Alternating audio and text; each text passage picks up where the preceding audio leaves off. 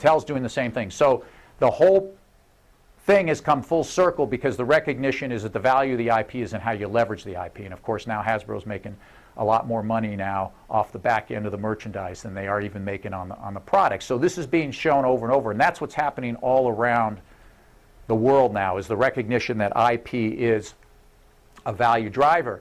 And as a result of that, a lot of countries have finally come to the conclusion that they have to get their house in order. And the United States and Western Europe have been predominantly the big licensing marketplaces because they've had the most advanced and mature intellectual property laws. But now countries such as China have now identified and are now working very aggressively to up their intellectual property laws, as is India, South America, Central America, all throughout Asia, places where it used to be, I don't want to, if I send my IP off to China, I'll never see it again because it's going to get pirated, which it used to be, but now that's changed a lot because the recognition is that where the real big money is now is in the licensing of intellectual property.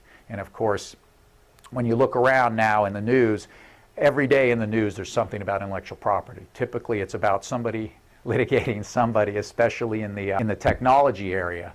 But what's happening is it's all about intellectual property. So all of you sitting in this room, you've got what is considered the most valuable aspect of a business today. In fact, when they now look at it's interesting because, you know, the government, the Bureau of Economic Analysis and all the statistical companies, when they measure the economy, up until a few years ago, they never included intangible assets in the measure, and predominantly that was in goodwill.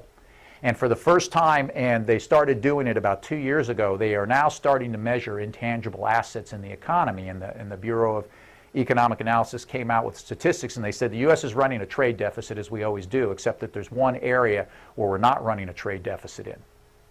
And that area is in royalties being collected off intellectual property that we're licensing overseas. The U.S. is actually running a surplus on that because there's so much IP here that's so valuable that a lot of licensing is taking place. And so you have what's being created as an intangible economy. And licensing is exploding. And there's a lot of estimates of what's going on with licensing in the marketplace. And by the way, feel free to jump in. You got any questions? This is not a one-way conversation. What I want to do is kind of lay a little groundwork for you to give you an idea of what's going on with licensing. But it's a huge business.